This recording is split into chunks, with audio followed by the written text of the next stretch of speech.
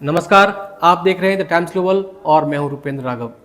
बुधवार को इजरायली संसद नौसेट को संबोधित करते हुए पीएम मोदी ने इजरायल पर हमास के हमले की निंदा की और कहा कि भारत इजरायल के साथ खड़ा है।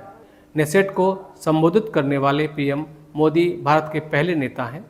पीएम मोदी ने कहा कि भारत और इजरायल के संबंध हजारों साल पुराने हैं। रक्षा मंत्री राजनाथ सिंह ने पीएम मोदी को इजरायली संसद का सर्वोच्च सम्मान speaker of the Knesset medal मिलने पर बधाई दी है।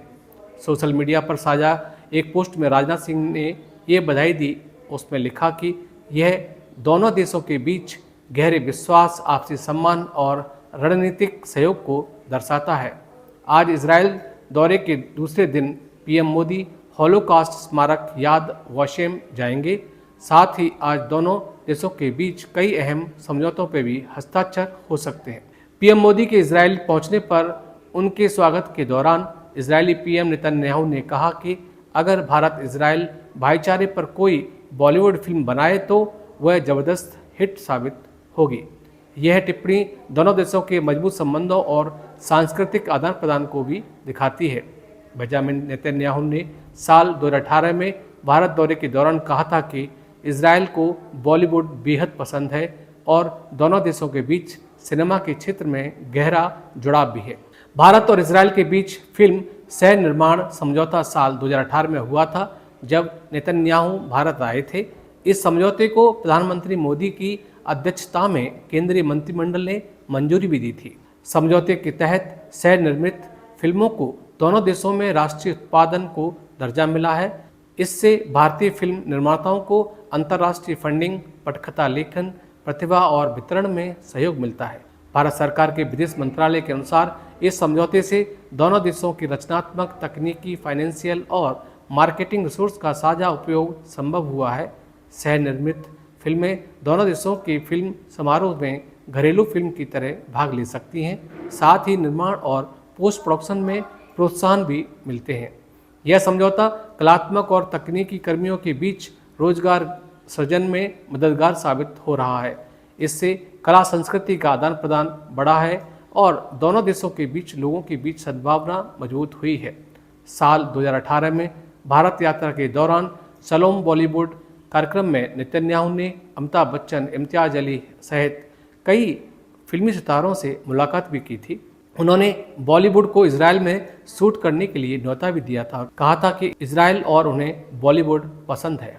भारत में इजरायली राजदूत रूबेन अजार ने प्रधानमंत्री नरेंद्र मोदी की इजरायल यात्रा और भारत इजरायल संबंधों पर अहम बयान देते हुए कहा कि इस यात्रा को लेकर लोगों में जबरदस्त उत्साह देखने को मिला है और प्रधानमंत्री के भाषण ने सभी को गहराई से प्रभावित किया है। अजार ने कहा कि प्रधानमंत्री ने अपने संबोधन में आतंकवाद के खिलाफ बिना किसी समझौते की सख्त लड़ाई की बात कही और साफ और स्पष्ट संदेश दिया कि आतंकवाद के लिए किसी भी प्रकार का बहाना स्वीकार नहीं है। राजदूत अजार ने दोनों देशों के रिश्तों के भविष्य पर भी विस्तार से बात की। उन्होंने बताया कि भारत और इजरायल अब अपने सहयोग को अधिक व्यापक बनाने की दिशा में आगे बढ़ रहे हैं, खासकर संवेदनशील और उन्नत तकनीक के क्षेत्र में। उन्होंने कहा कि हाल में हुए समझौतों ने दोनों देशों को इस दिशा में काम करने का ठोस तंत्र प्रदान किया है। अब इन समझौतों की प्रक्रिया पूरी होने के बाद दोनों देश उनके क्रियान्वयन के चरण में प्रवेश करने जा रहे हैं।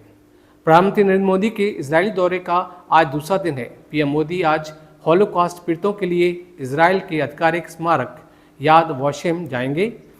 इसके अलावा पीएम मोदी इजरायली प्रधानमंत्री के साथ द्विपक्षीय बैठक करेंगे।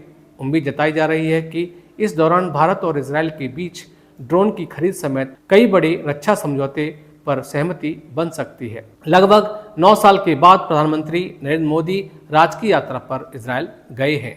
इजरायली प्रधानमंत्री बेंजामिन नेतन्याहू ने सोशल मीडिया एक्स पर हिंदी में एक ट्वीट किया, जिसमें लिखा कि हमारे संयुक्त रात्रि भोज से पहले मैंने पारंपरिक भारतीय पोशाक पहनकर अपने मित्र प्रधानमंत्री मोदी को चौंका दिया है।